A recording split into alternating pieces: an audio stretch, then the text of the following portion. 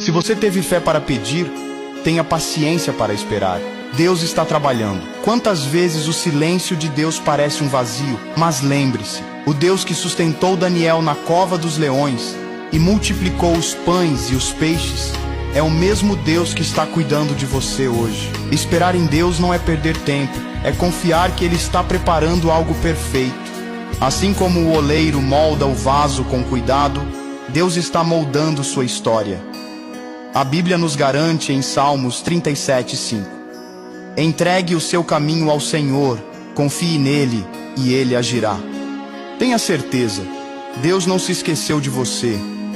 Ele vê suas lágrimas, ouve suas orações e conhece seus sonhos. Se ainda não aconteceu, é porque Ele está preparando algo maior, algo que vai superar tudo o que você imaginou. Confie, Deus está no controle.